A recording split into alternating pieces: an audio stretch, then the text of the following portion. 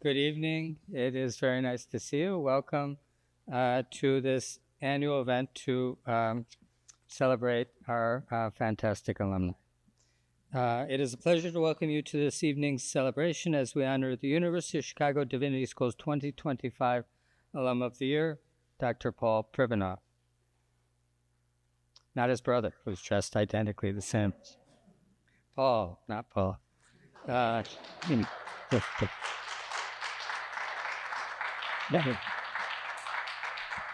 Paul's journey with the Divinity School began in the 1970s, culminating in a PhD in social ethics in 1993. During his time here, he was mentored by esteemed Professor Martin Marty, may he rest in peace, whose recent passing makes this recognition all the more poignant. Paul has reflected on Marty's profound influence, stating, and I quote, "The ideas that shaped me as a student have continued to anchor my work in the decades since, that religion can be a force for good in the world, that pluralism is a source of strength, and that education is the heart of a thriving society." Beyond his academic pursuits, Paul was an integral part of our community life. He managed Swift-Hall's student-run coffee shop, Grounds of Being. Was it called that at the time? Channeling its proceeds to benefit the Divinity Student Council. His commitments to the school have endured. Since 1996, he has served on the Divinity School Advisory Council at various intervals. Throughout his career, Paul has exemplified the integration of ethical reflection and academic leadership. Before assuming the presidency at Augsburg University in 2006, he served in various significant roles, including president of Rockford College, research fellow and dean at Wabash College, vice president at the School of the Art Institute of Chicago, and associate dean here at our very own Divinity School. As president of Augsburg University since 2006, Paul has exemplified ethical leadership, championing access and equity in education. His work bridges academic inquiry and practical leadership, demonstrating how theological and ethical perspectives can positively influence institutions and communities. This evening, Paul will present an address entitled "Wrestling with Angels, Higher Education Leadership in a Moral Key." Given his extensive experience and thoughtful approach to leadership, I anticipate a talk that will challenge and inspire us to consider the multiple dimensions of our roles in academia and beyond. Please join me in welcoming 2025 Alum of the Year, Professor Dr. Paul.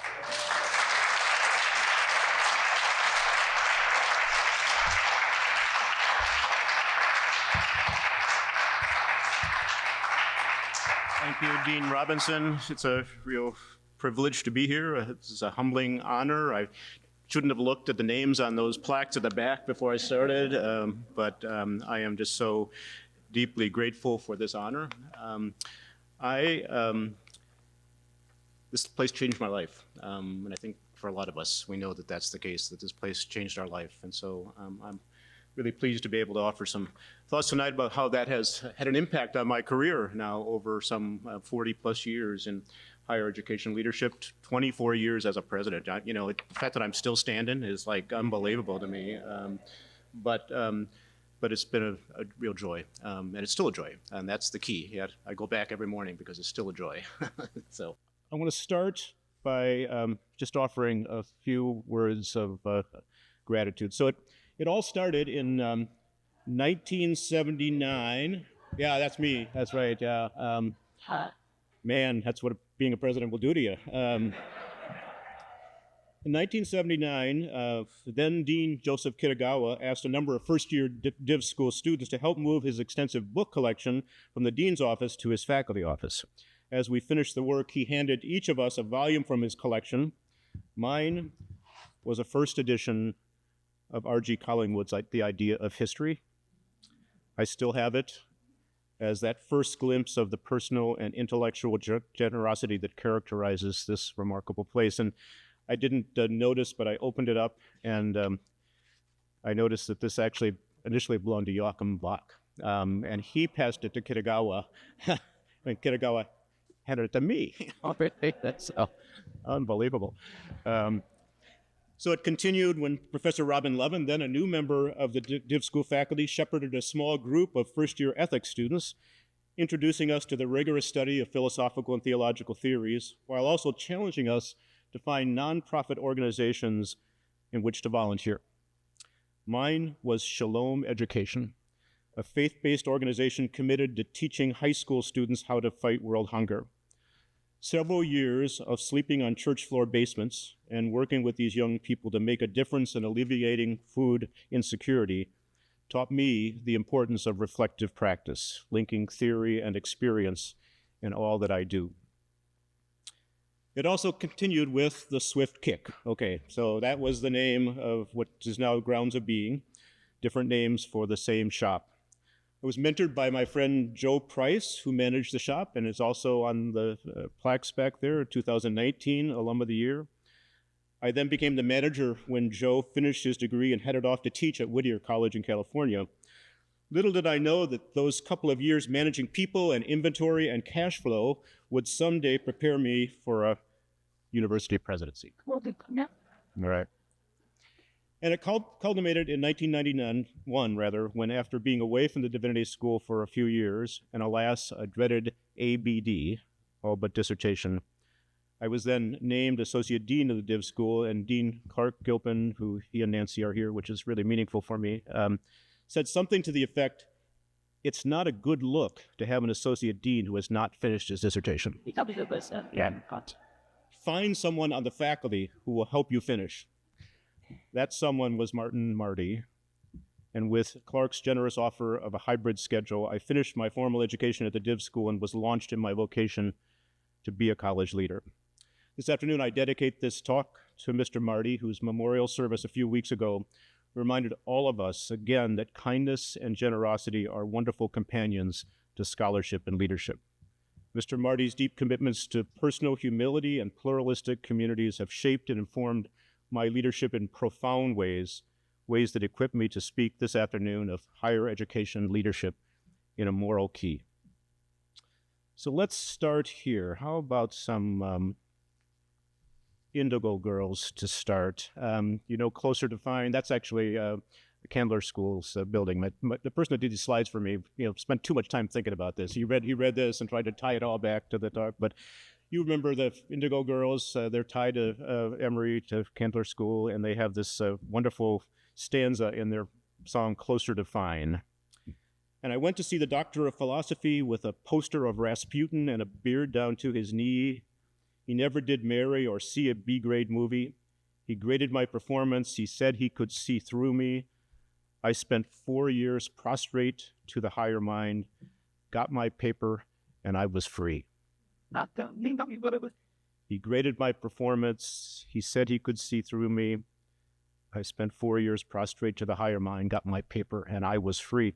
This hierarchical and transactional depiction of education informs much of how colleges and universities are perceived by the American public today.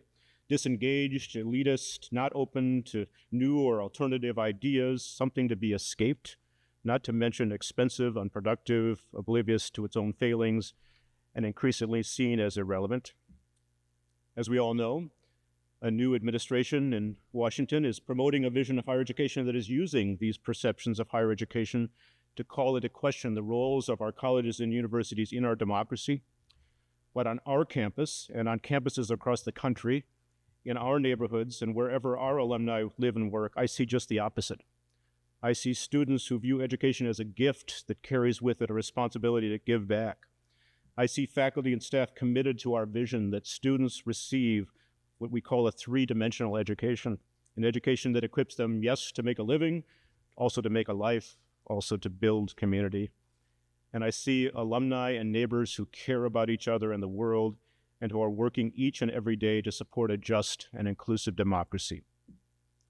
For those of us who believe in the public purposes of higher education, we live in this tension between negative perceptions of our worth and the reality of what we do every day on the ground to support social mobility, economic well-being, and a robust common life. In the context of that tension, I believe that there is a moral claim on those of us who lead colleges and universities a claim that calls us to articulate a vision of education that challenges the prevailing narrative and makes the case for our roles in educating citizens for a pluralistic democracy. Today, I want to illustrate how in my more than 2 decades as a university president, I have sought to advance that case. To do so, won't be a surprise to you, I'm going to use the story of Jacob wrestling with the angel as depicted in the book of Genesis. So let me, for those of you who don't pay attention to such things, let me remind you about the story. The same night he got up and took his 2 wives, his 2 maids, and his 11 children and crossed the ford of the Jabbok. He took them and sent them across the stream, and likewise everything that he had. Jacob was left alone, and a man wrestled with him until daybreak. When the man saw that he did not prevail against Jacob, he struck him on the hip socket, and Jacob's hip was put out of joint as he wrestled with him. Then he said, "Let me go, for the day is breaking." But Jacob said, "I will not let you go unless you bless me." So he said to him, "What is your name?" And he said, "Jacob." Then the man said, "You shall no longer be called Jacob, but Israel, for you have striven with God and with humans and have prevailed." Then Jacob asked him, "Please tell me your name." But he said, "Why is it that you ask my name?" And there he blessed him. So Jacob called the place Peniel, saying, "For I have seen God face to face, and yet my life is preserved." The sun rose upon him as he passed Peniel, limping because of his hip. So first, it's about wrestling. Now, I actually don't know much about wrestling, and our story doesn't provide many details about how they wrestled, except to say that Jacob never gave up. He never gave up. So there's a picture here. These are a variety of pictures from our campus, but the wildest thing is that Augsburg has won 15 of the last 30 national wrestling championships. So I'm going to talk about what wrestling means. Such is the path of education. It requires courage, resilience, a willingness to risk and lean into difficult relationships and questions and experiences. You must be persistent and patient because it is hard. Wrestling in your educational journey challenges your mind, body, and spirit, not to mention all of the external challenges you face in your life as you pursue your education. One of the many things I value most in the students we serve at Augsburg is their lack of entitlement. They understand that education is a gift that equips them to live a better life, to give back to their families and communities, to make a difference in the world. And it's hard, and it's what they must do. Wrestling with one's education is the foundation for following our calls in the world. Never give up. So each year I offer an opening convocation address to our incoming students with the title, "What is Required of You?" In it, I remind them that change happens, as it always has, but I also let them know that there are things that have not changed for our university because they are at the heart of our identity and values and mission.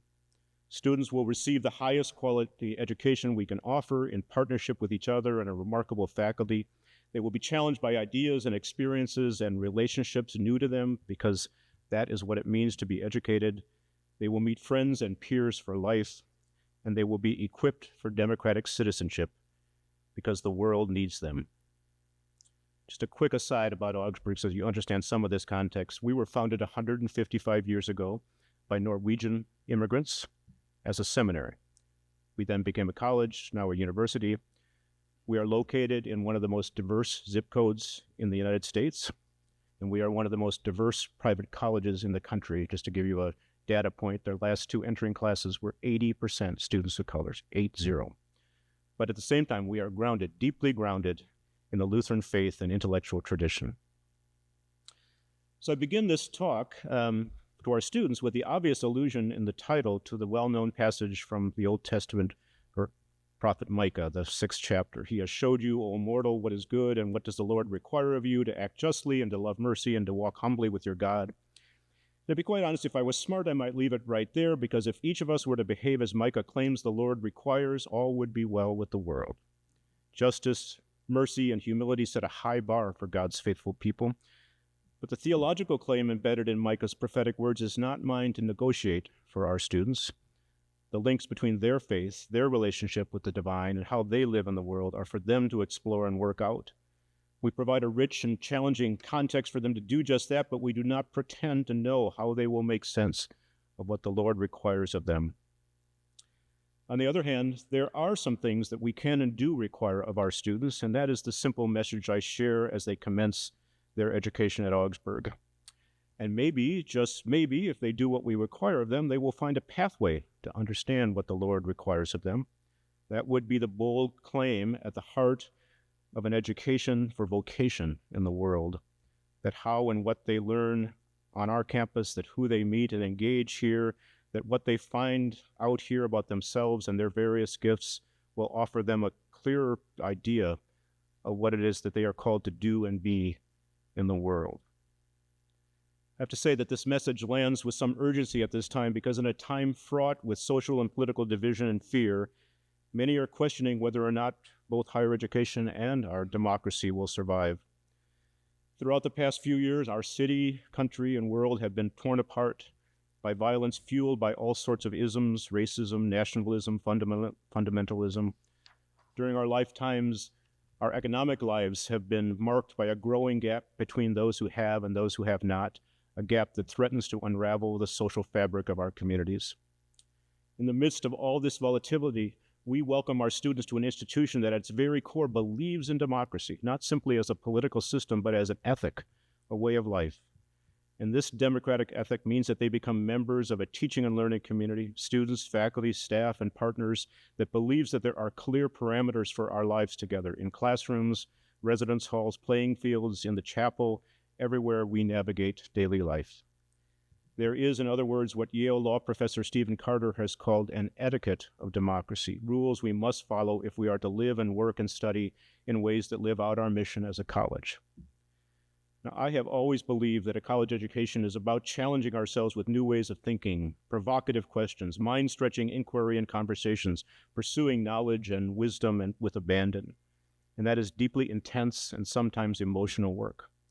The commitment to our academic vocation, critical thinking, openness to other perspectives and experiences, having your mind changed and your life transformed, may be even more difficult in the midst of our social disruptions. It can be frightening to learn new things. It can make us angry to be challenged by provocative ideas and experiences.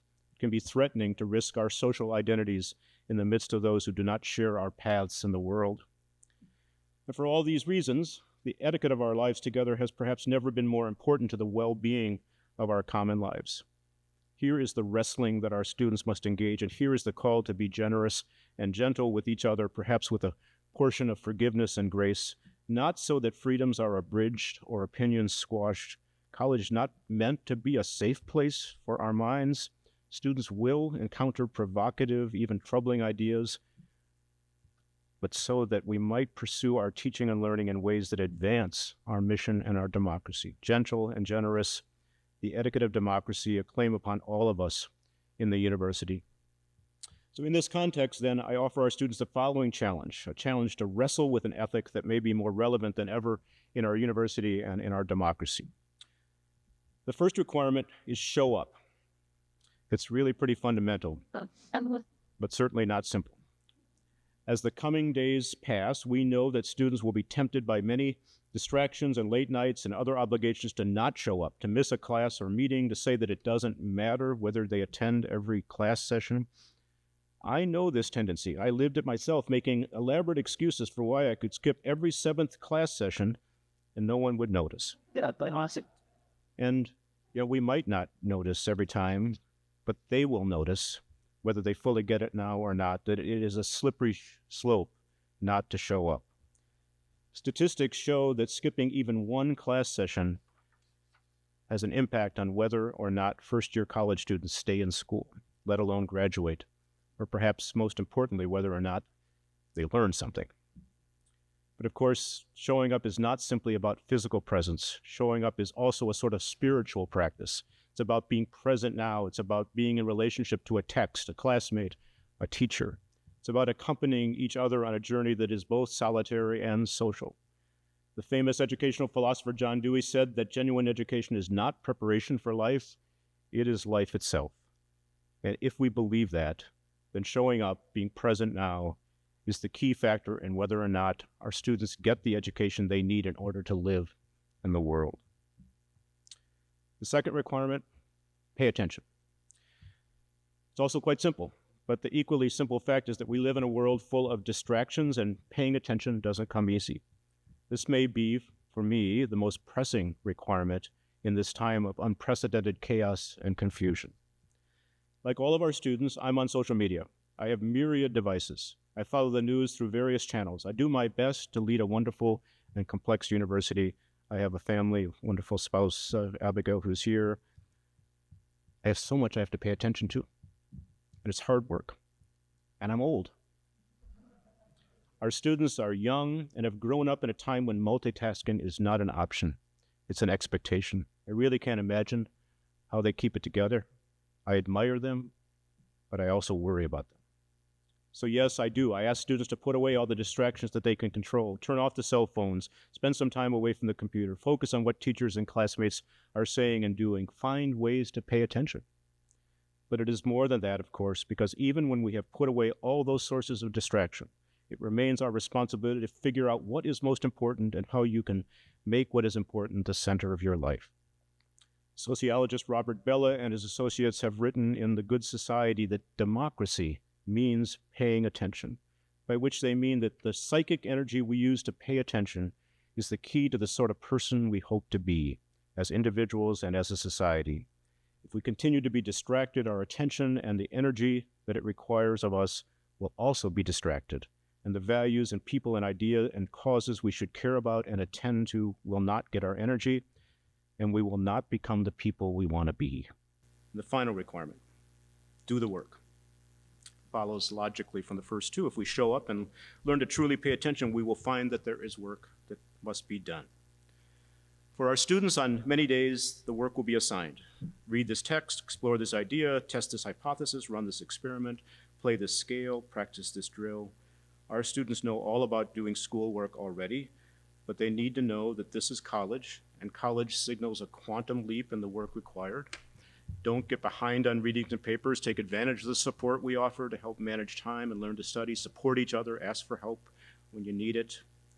Because more and more, on many days, the work will be theirs to discern and pursue. There will be no one there to tell them what to do. They will need to seize the work that needs to be done. The profound truth at the heart of our academic mission is that the work our students learn to do in the classroom, on campus, in the neighborhood, and around the world is the basis for pursuing the important work to be done in the world. And we need them to do it. We are counting on them to do it. That's why our university exists, to educate students to be informed citizens, thoughtful stewards, critical thinkers, and responsible leaders, not just because we think it would be nice if they were those sorts of folks, but because the world needs them. There is utility to this education. There is purpose and direction. There is work to be done by educated folks, work they are called to do, work that might just have to do with what the prophet Micah claimed, the work of justice and compassion and humility. Show up, pay attention, do the work. This is how I invite our students into the wrestling they are about to commence. In a university dedicated to pluralism and democratic engagement, simple lessons that I challenge them to remember, lessons that abide, lessons that will help them in college, surely, but most critically and urgently, lessons that ground a democratic social ethic and that will serve them for a lifetime of following their passions and calls for the good of the world. I believe that wrestling with their education, showing up, paying attention, and doing the work equips our students to live together as engaged citizens in our democracy. And then we've got angels. And there's these angels that are sent to wrestle with us in our educational journeys. Here's the thing.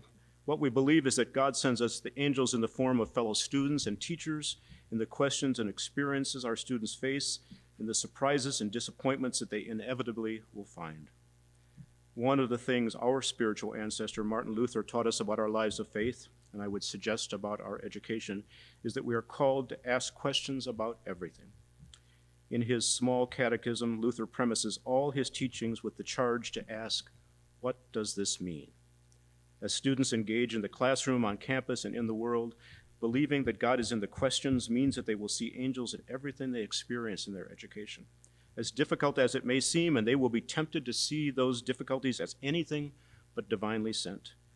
They must believe, though, that education is about loving those questions, the experiences, the relationships, as challenging as they may be, because the angels we are called to wrestle with come in many forms. Each year I'm struck by how a university is made and remade over and again by the generations of students who have come to that campus to be educated, to meet friends and colleagues for life, to gain the skills and attitudes and commitments that will make a life and shape the world, even to discern their callings and find a path forward in their vocational journeys. We have a vision statement for Augsburg that says that we are a new kind of student-centered urban university, small to our students and big for the world. And there is in that vision a clear reverence for our past, wherein students have for generations come to the university, engaged their peers, faculty, and staff, and remade our community, remade it to be more mission-focused, more true to its values and commitments, more relevant to the world that so needs our care and compassion. In this way, I believe that Augsburg counters the elitist claim that students ought to be college-ready and instead dedicates itself to what our colleague Harry Boyd calls being a college that is student-ready, turning higher education on its head. We aspire to be student-ready, and our students show us why that is important as they pursue their life and work in our community. So what are some of the lessons that I've learned from our students that actually show me that they see the challenges that some of us face as angels to be wrestled with? First, students show us over and over again how intellect and experience cannot be separated. I was with a group of our students a few years ago at our campus site in Cuernavaca, Mexico. We spent a couple of days visiting various sites, a bathing suit factory that was made possible by what was then called the North American Free Trade Agreement, NAFTA, and an indigenous village where the residents lived with unhealthy and unjust conditions.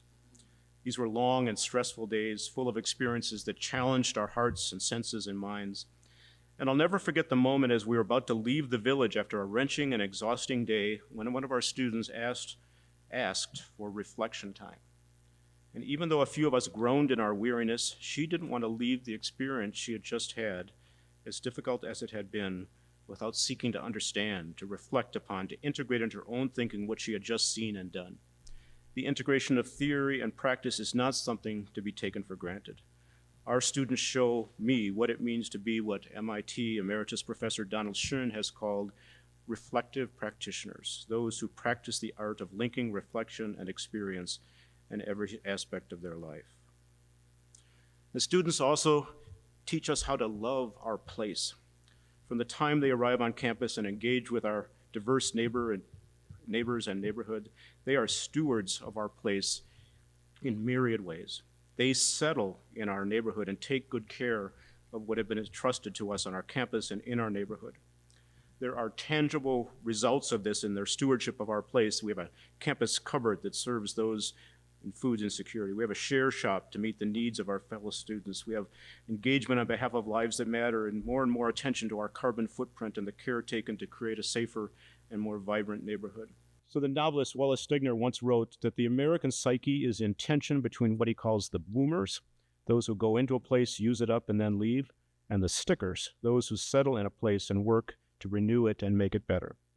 Students have taught me the importance of sticking, of staying and settling in.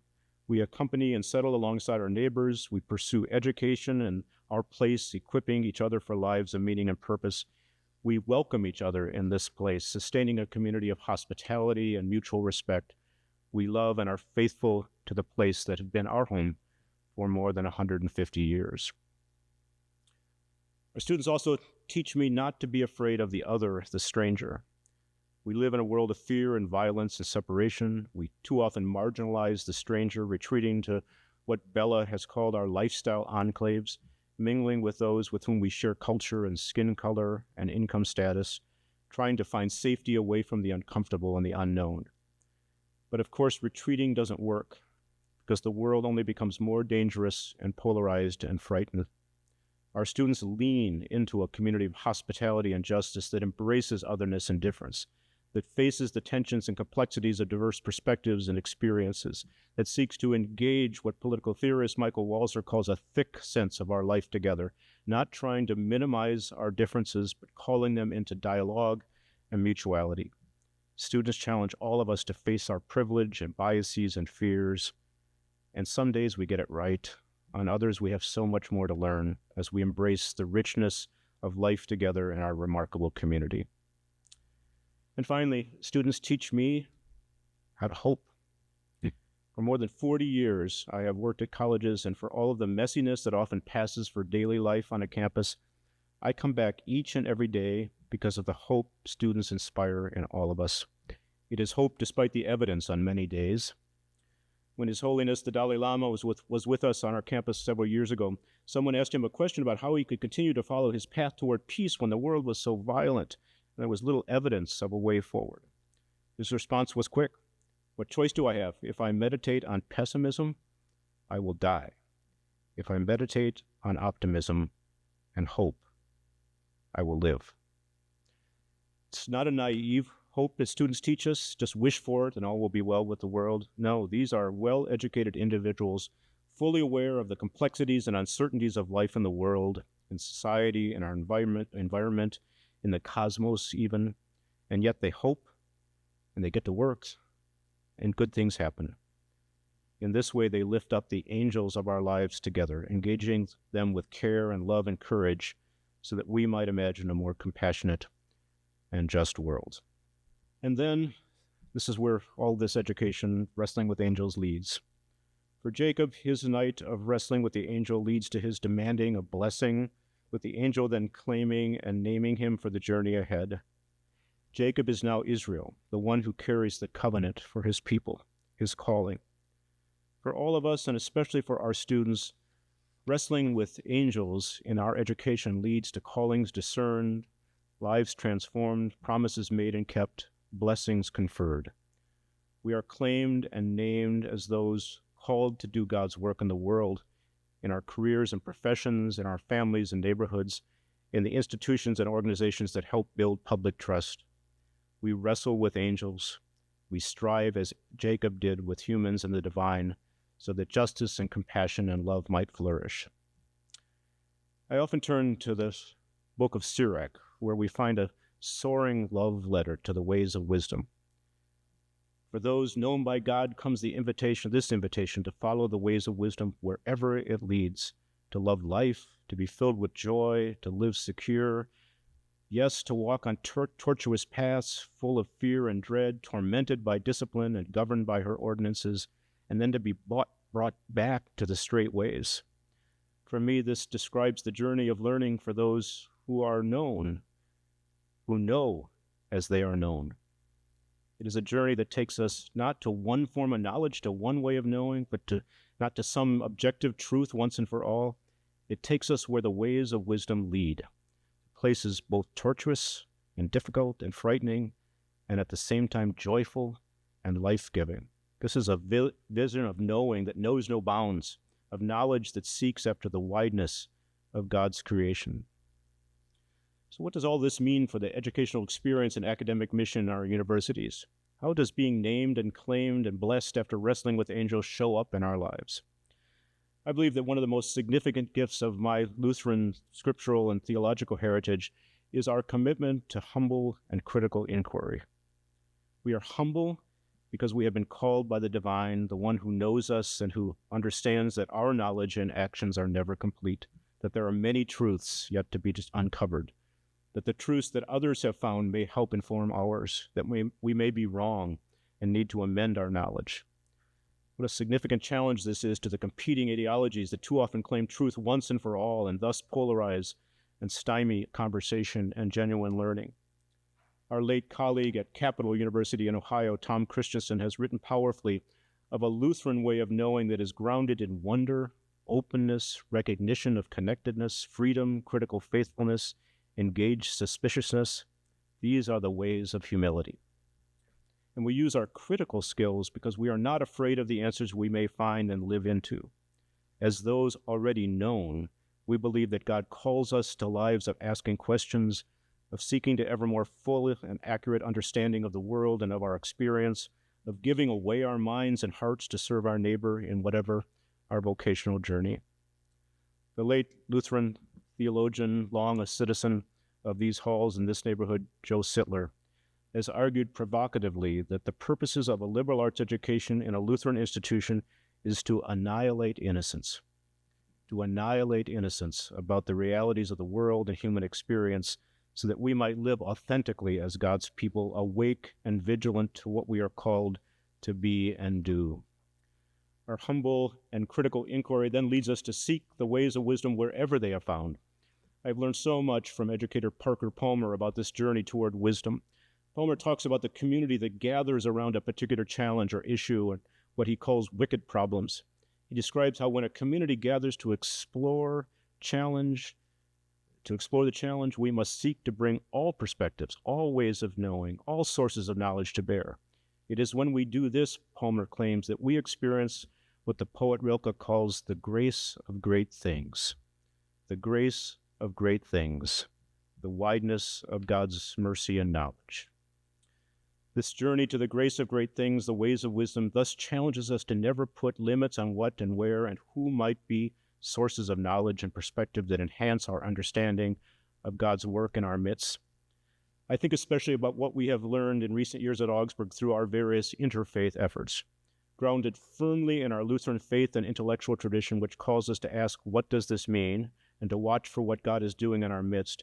We have engaged our diverse students and neighbors in exploring how the pluralistic faith traditions of the world have so much to learn from each other as they imagine how to live together in the world, to respond to the great and daunting challenges of our time, and to chart a path forward that sees faith not as a source of division, but as a constructive force for good. When we gather as a community around the challenges of interfaith dialogue and living, we come willing to listen to each other so that we might learn from each other. We come in humility so that we might be open to wisdom that comes from the experiences and traditions and cultures of others.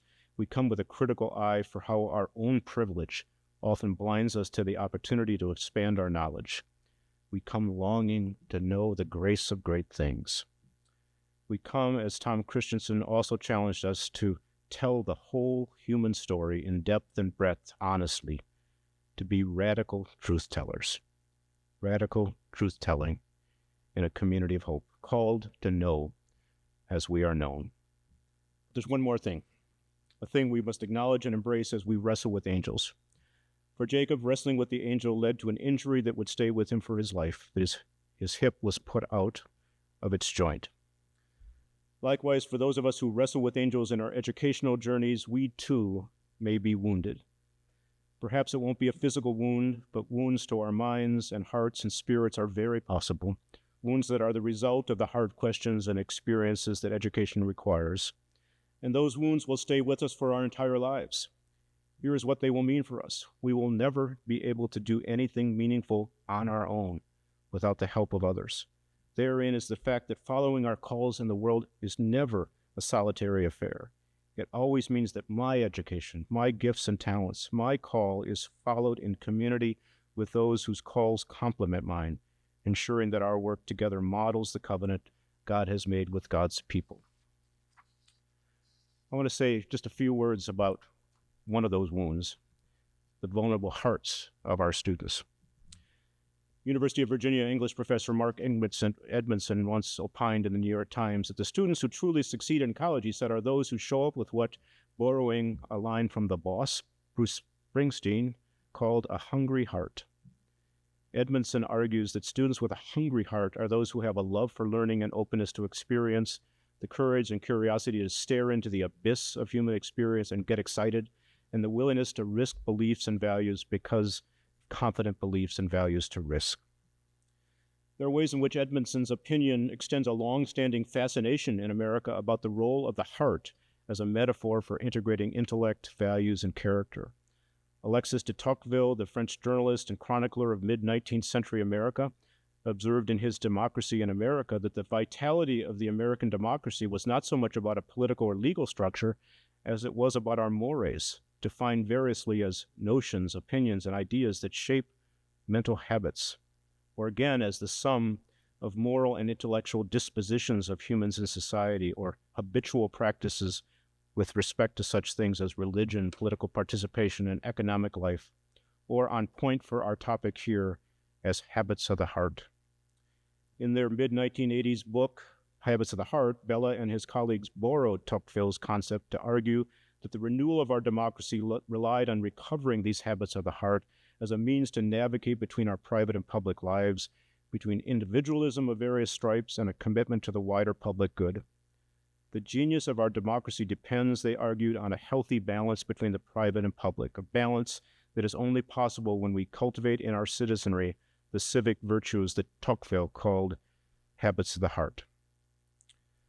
The problem is, of course, that much too often, for too many people, our hearts are neither hungry nor habitual.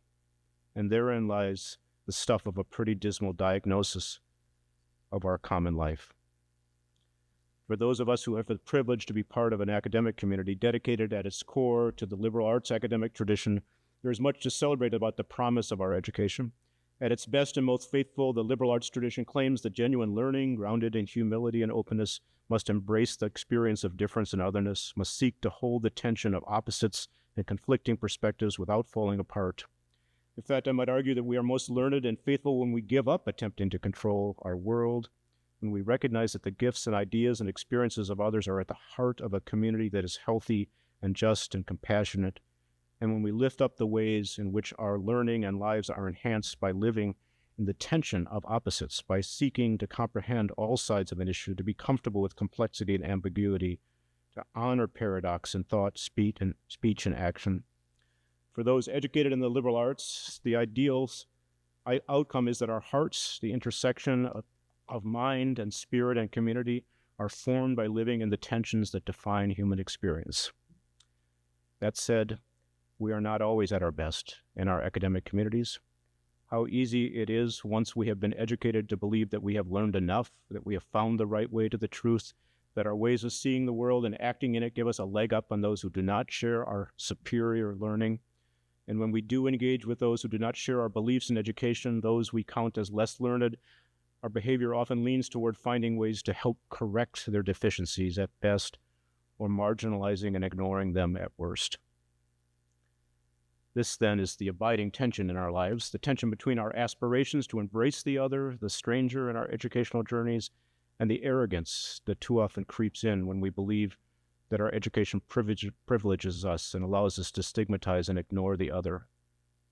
I deeply believe that we must be willing not just to refute these criticisms, but to recognize and reckon with the kernel of truth in them, for it is in our ability to navigate this tension that our hearts are forged. Parker Palmer has written compellingly of this challenge for our hearts in his Healing the Heart of Democracy. Palmer, who, as you may know, is a student of Tocqueville and Bella, has firmly in mind this idea of habits of the heart when he suggests that we are at a heartbreaking moment in American history. The conflicts and contradictions of 21st century life are breaking the American heart and threatening to compromise our democratic values. He argues that this heartbreak is both a personal and political condition, and that our ability to navigate the tensions of our lives in a life-giving way are at the core of the future of democracy. Palmer describes two ways in which our heart can respond in the midst of this heartbreak. The conventional image of a broken heart is that the tension grows unbearable because of stress and divisiveness and hardness, and there is no outcome possible except that the heart breaks into 1,000 shards, falling apart and spreading pain in ourselves and to those around us. In this scenario, the broken heart becomes an unresolved wound inflicted on ourselves and others. All we can do is try and pick up the pieces. But his second image of a broken heart imagines the small clenched fist of a heart broken open into largeness of life, into greater capacity to hold one's own and the world's pain and joy. The heart broken open is in evidence all around us, Palmer argues, in the examples of those who have learned compassion and grace as the fruits of suffering. I quote, "Here heartbreak becomes a source of healing, enlarging our empathy and extending our ability to reach out."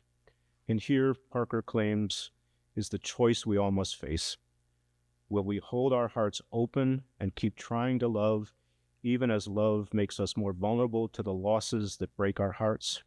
Or will we shut down or lash out, refusing to risk love again and seeking refuge in withdrawal or hostility? So back to these hearts, these hungry and broken hearts. I am not naive to believe that simply being educated in a college with a deep commitment to the liberal arts will cultivate in our students hearts that love the world. They must make that choice. They must decide whether this education that seeks to embrace the tensions, to welcome the strangers, that believes in the promise of human significance and community will form their hearts to choose life-giving instead of death-dealing ways in the world. They must choose whether their hearts will harden and break into pieces, useless to the world, or break open to offer a way of healing and grace that serves the needs of the world and their fellow travelers therein. I've been privileged during my time as a university president to witness countless examples of hearts broken open to the world. I want to share just a couple quick examples here as I close. I had the honor over many years to co-teach the senior honor seminar on the broad topic of income inequality in America. The course offered a multidisciplinary perspective on the realities of income disparity by focusing on two extremes, those experiencing homelessness and the very wealthy, I'm talking really wealthy. Through a variety of readings and experiences, including volunteering at two shelters and tours of private clubs and museums, we were all being challenged as educated people to struggle with our own perceptions of those who are different than we are. And those perceptions often began with the stigma that we attach to those at both ends of the wealth spectrum. We do wonder why the homeless live the way they do. We jump to conclusions about their level of education, about their drug and alcohol abuse, about their mental competency, about the decisions they made in their lives. At the same time, we also wonder about the greedy 1%, those who occupy private clubs, those who control wealth and corporate power, those who are not accountable for their riches. For me, the inspiring thing that happened in our course was witnessing students admit these stigmas and then seek to listen to the experiences of others, homeless or wealthy. So, for example, a student volunteering at Peace House, a nearby day shelter, sat next to a longtime homeless man at lunch and learned his story, recognizing the common needs and aspirations they share. Or on another night, students hear from a thoughtful member of the 1% who worries about her children and how they will live responsibly in a world marked by injustice and scarcity. Come to find out, we can learn from those different from us about how we might live in the world. We can welcome the stranger, even when that stranger scares us or makes us angry, and therein we find our way together. We have no easy answers, but we are willing to live in the tensions. Our hearts are broken open. In the fall of 2008, Augsburg student Noor Ali was murdered in our Cedar Riverside neighborhood. It was a distressing time for all of us, surely the stuff of hearts shattered. Noor was struck down as he came out of a local community center where he was tutoring young children. It was a time of great fear and anxiety, a time that called into question our university's deep commitment to being in the neighborhood and with our neighbors. But I saw firsthand the contrast between hearts broken apart and hearts broken open at a neighborhood meeting after the murder to address safety concerns in the aftermath of the shooting. At the meeting, we all experienced the wrenching emotional impact of this shooting on our lives together.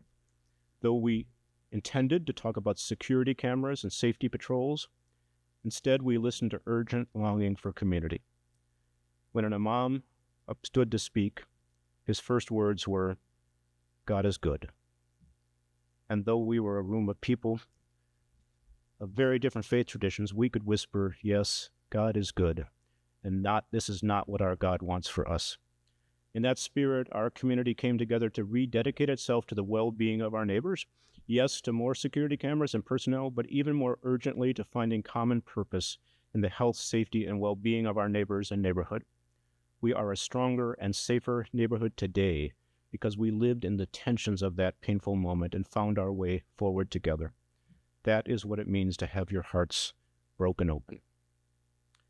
As I ponder the vulnerability of the hearts of our students who have been wounded by their education, I often turn to these remarkable words from Lawrence Siegel's Kaddish, words that were first uttered by Rabbi Nachman. I quote, "Nothing is as whole as a heart that has been broken. All time is made up of healing of the world. Return to your ships, which are your broken bodies. Return to your ships, which have been rebuilt." Nothing is as whole as a heart that has been broken. All time is made up of the healing of the world. What a remarkable claim. A claim that brings us back to where I began this afternoon. A claim that to be truly educated and to affirm the role of our colleges and universities in our democracy, we must teach our students to wrestle with angels so that they might be blessed and named, wounded and called, for the sake of the world. Enough for now. This vision of higher education forged in these halls and joyfully pursued for more than 40 years of leadership, a vision that I firmly believe carries with it the promise of a robust, pluralistic democracy. May it be so. Thanks so much.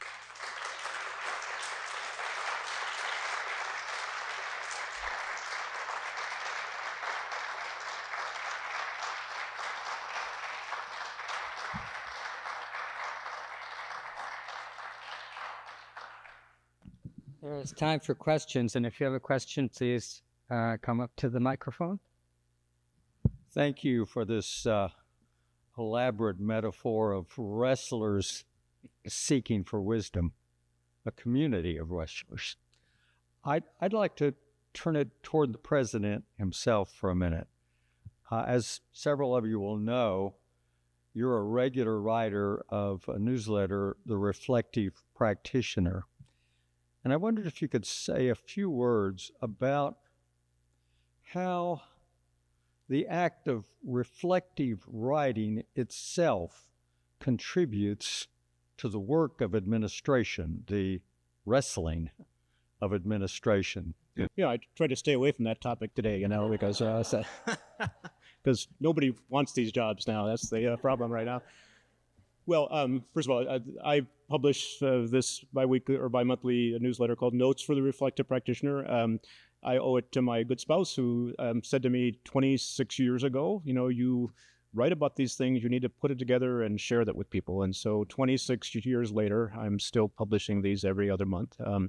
And their content have changed, as you can imagine. I was not a president when I started, but what I have found throughout those 26 years, in fact, they do give me the opportunity to delve into my own experience in whatever role I'm playing, whether it was as a fundraiser or as a somebody out in the world trying to do some good things, or as a president now for 24 years. To be able to tie what I was trying to do in leading a university into a broader context. I mean, to help people see the connections between what I'm doing on the ground, that it's linked to some deep commitments, again, to pluralism, to democracy, to democratic engagement. And, I'll tell you, I'm a social ethicist. I mean, so, you know that.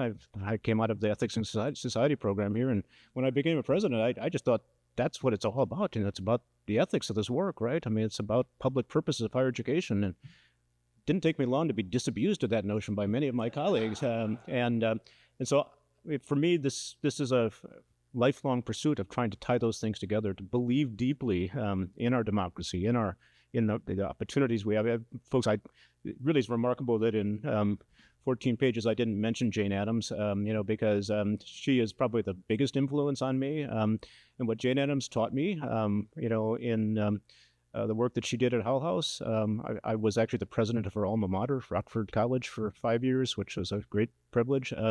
She taught me that you go into a neighborhood and you settle in, you walk alongside your neighbors. And I could think of a more deeply moral claim upon me than that's the role we have to.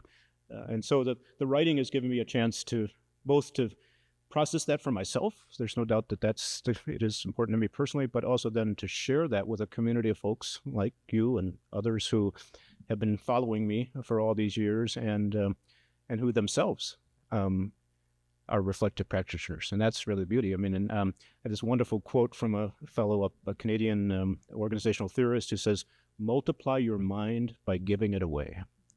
I love that notion. Multiply your mind by giving it away. And that maybe that's what I'm trying to do. So, thank you. Who wants this first edition of R.G. Collingwood's Idea of History? My biggest problem I've got is that I have so many books now, and my good assistant is telling me I'm a couple of years away from retirement. She's now saying, "You got to start de-accessioning, Paul." You got something like that. Yeah, thank you for coming. This is a really good talk. My question was, you talked a lot about sort of balancing the tensions of pluralism, where, on sort of one end, we can kind of flatten our differences and it becomes kind of superficial and flat and it's agreeable, but there doesn't really seem to be any sort of recognition of how like the other is the other. And on the other hand, there seems to be, maybe recognizing the other is the other, but in a very confrontational way. So I guess, you talked about in your speech, I was wondering, how do you sort of balance the tension of pluralism and sort of not collapsing to one of these two extremes, especially in the topics, interfaith dialogue or political dialogue, where it seems like, there's so much importance in landing on the right answer. How do you sort of manage tension? Yeah. No, it's a really important question. And, I go back to the Walzer's notion of the thick understanding, the belief that, in fact, you call into community people with different lived experiences, with different faiths and cultural traditions, and that if you build a community where they are willing to understand the obligation they have to listen to each other, to build relationships with each other. I'm a great follower of Eboo Patel. Many of you know his work here with the old Interfaith Youth Corps, now Interfaith America.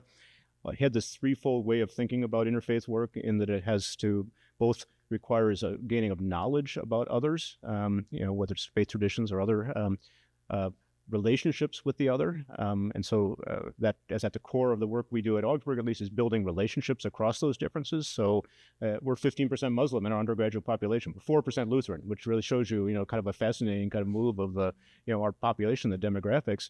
But to walk alongside of our Muslim students and to understand their faith journeys and to celebrate that even in the midst is not to, we're not there to convert them. We're there to actually learn from them, and we learn from their practices, especially their prayer practices, some deeply important lessons for our own spiritual journeys. And it's really a powerful part of that work. And then the last piece, though, and this is the kind of key probably to your point, it's knowledge, relationships, and then it's attitude. To how do you change people's minds about the other? And I think for me, so much it is about, and again, this is the beauty of a relatively small college community, which I believe is also one of the kind of important issues in where we build community.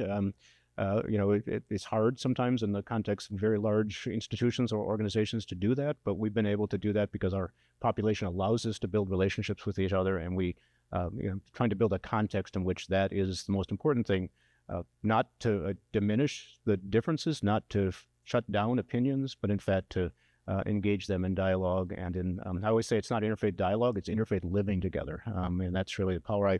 John Courtney Murray, the Roman Catholic political theorist in the mid-20th century, always talked about the fact that the Latin root of the word conversation means both talking together and living together. And so really at the core of our work is that conversation in both ways. So thank you for the good question. Thank you. You use the metaphor of wrestling with angels, and I'm struck by the conclusion when Peniel means that I saw God and I survived. What would you say about communities, especially our undocumented communities, especially our transgender communities, that may not know right now as we wrestle with powers that we will survive?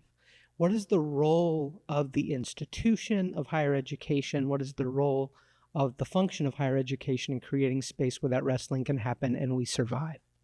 Yeah, it is really the heart of our work at the moment.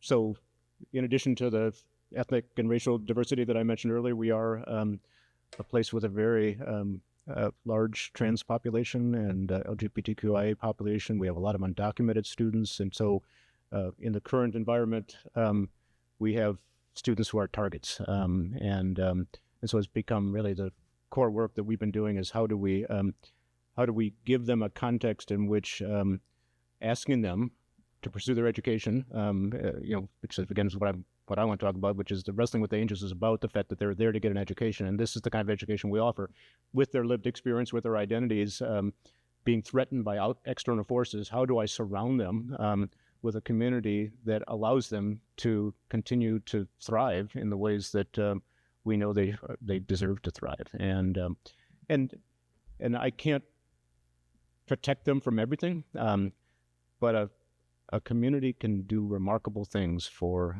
its individual members when they understand that they're there together to live out and advance a mission. And I have been so struck over and over again by examples of, we've had hate crimes in the neighborhood and how students band together in support of anybody who was a victim, whatever form that violence may have taken. And that's it for me. Again, I go back. This is really around where I ended the third section, which is when you go into the fourth section around being wounded, you can't do it alone.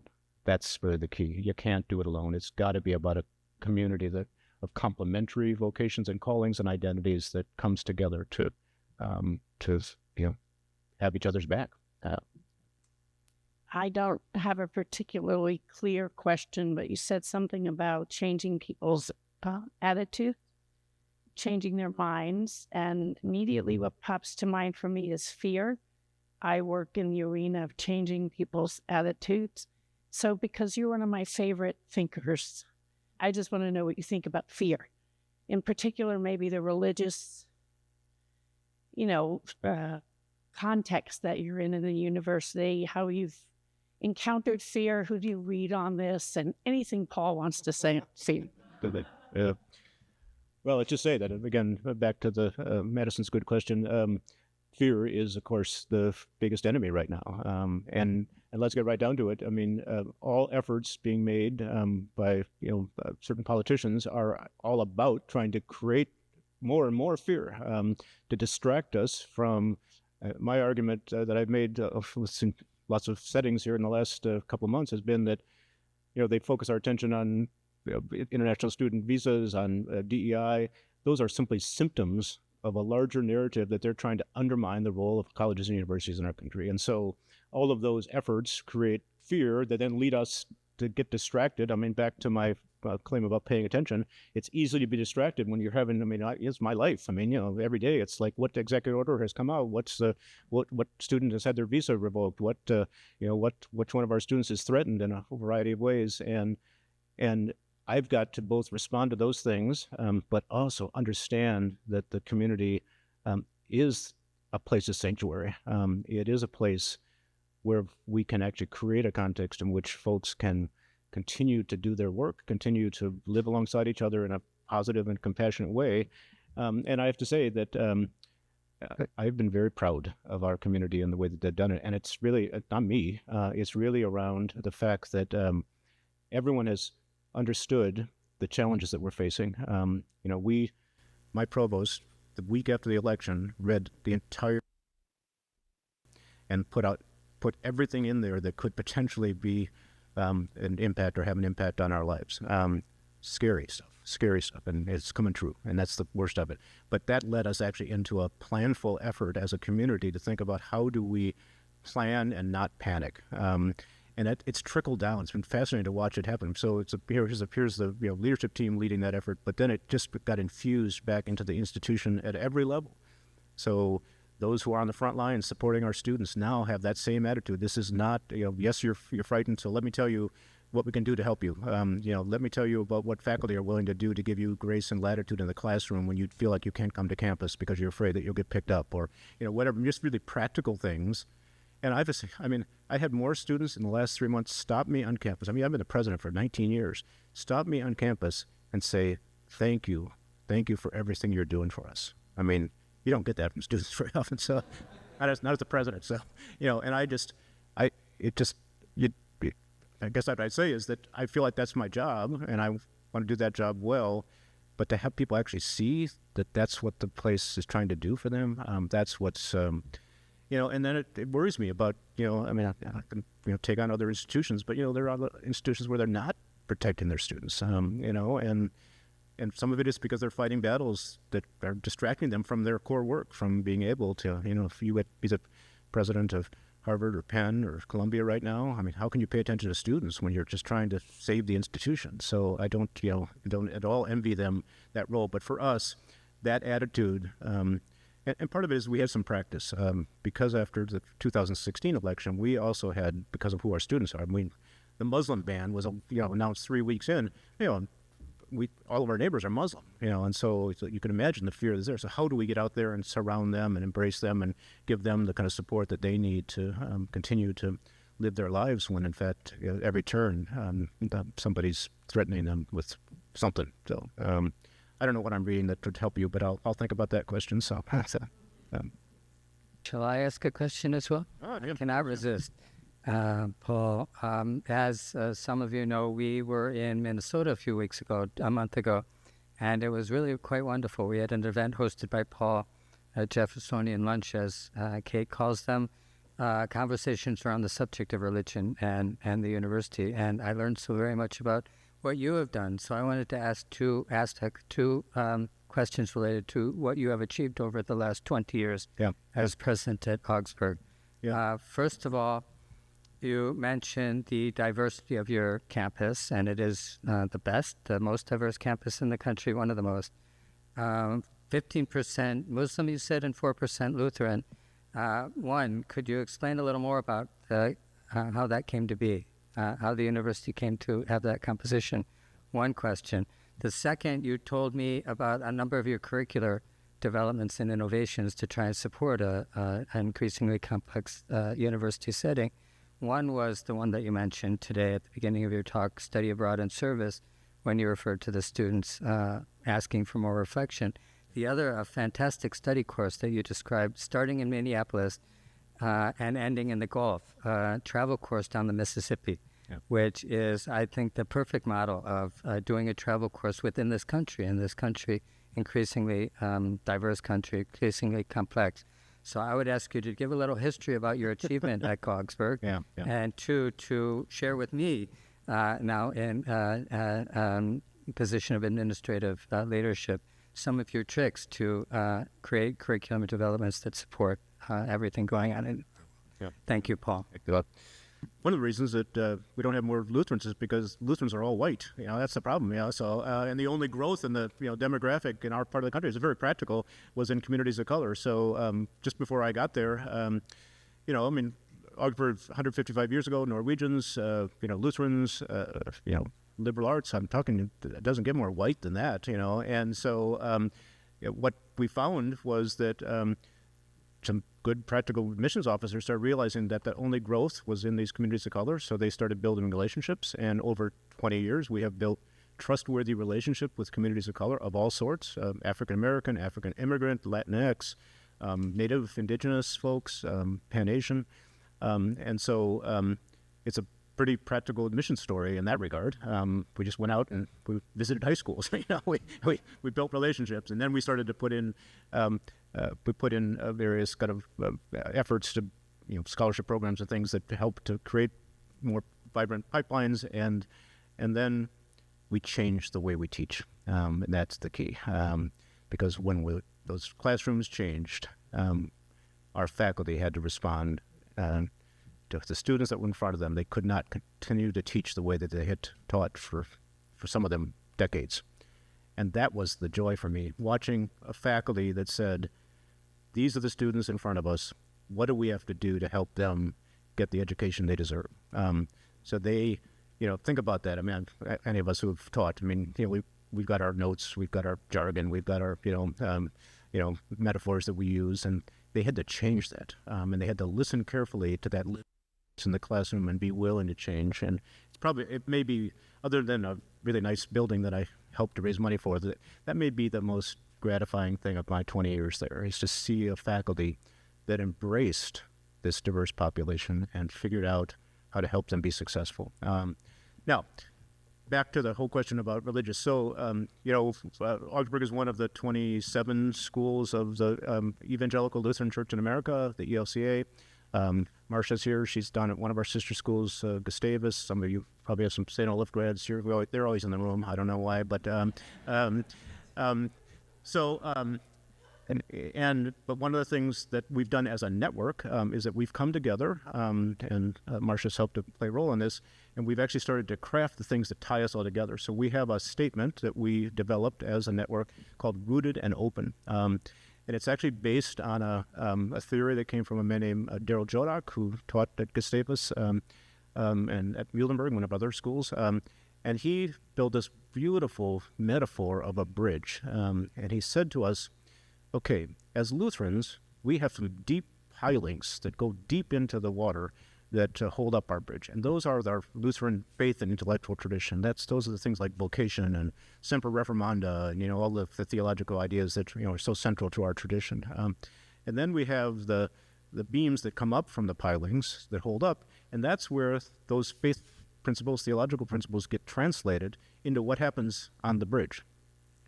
And the students on the bridge may not know about semper reformanda. They probably know about vocation because we don't hide that word.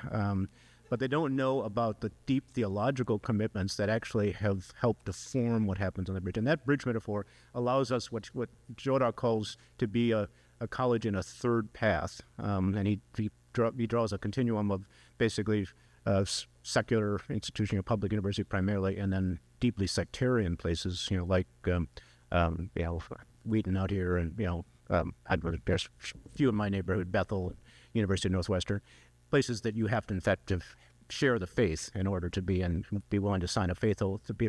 So this third path allows us to be a place that in fact is deeply rooted in its Lutheran faith and intellectual tradition, but at the same time a place that is open to those who come to us with different lived experiences. That philosophical framework has allowed us to make sense, because the criticism, and there are some in our mix that still will criticize people who have a quota way of understanding what it means to be of a particular faith tradition, want to know how many of your faculty are Lutheran, how many of your students are Lutheran, and we've been able to fight that off, I think, by showing that in fact we can be a place that in fact honors. I mean, I always say, you walk into commencement a week from tonight, right now I'll be at commencement, the cross is in front of that procession. And when a Muslim student asks me why, I say, you get to be here because of that cross. And that is the way that we've really or my other favorite story, we have a lot of Somali cab drivers in Twin Cities, and so one of my board members was getting a ride from the airport.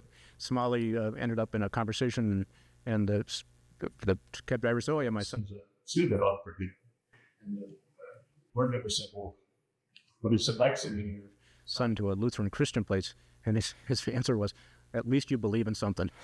So I love that. And I think that's really, in many ways, captured. So to the other part of your question, which is about curricular innovation, this isn't something that I did, but it kind of goes back to what I do believe, which is that, Dewey's notion of how theory and experience, we have for 60 years been one of the leading places in experiential education. And it's taken all kinds of different forms, and we have faculty over the generation shifts have actually come in and seen that commitment in the institution and then said, well, let me try something new.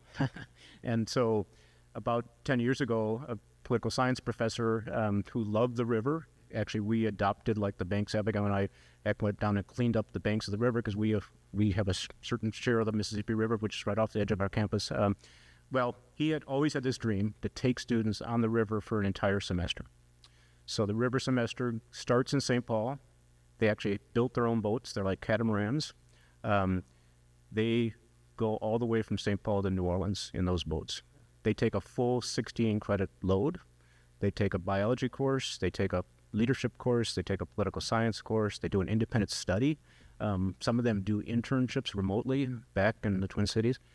And I always go at the end of the trip, and these kids, their lives have changed. In a very deep way. And as a president, now this goes back to the real president. I encourage it. I love the fact that we do this kind of stuff. We have other examples, but I sit at dinner with them, probably the fanciest dinner they've had in 100 days, and they start sharing stories of their time on the river. And some of it's like, oh yeah, we went up into this little village and we met some people and they asked us what we were doing and we got to tell our story and it's all filled up. And then come the stories, oh my God, we were in Dubuque and that barge was headed right for us and I thought we were all going to die. And I thought, oh my God, is our insurance up to date? So there's the clash between the president, the leader, and the one who has to worry about such things.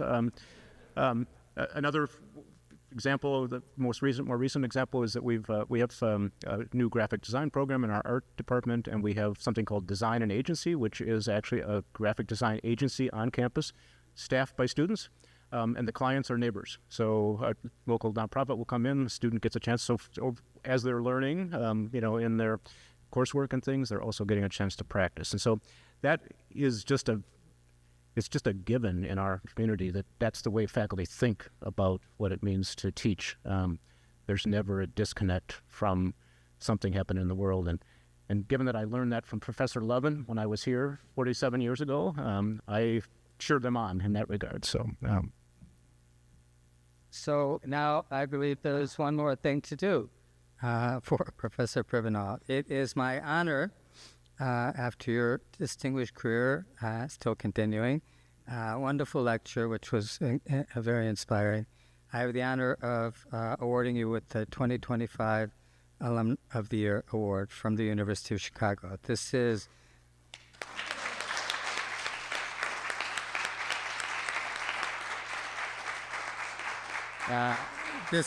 recommended by the Alumni Council, of which Caleb is a part.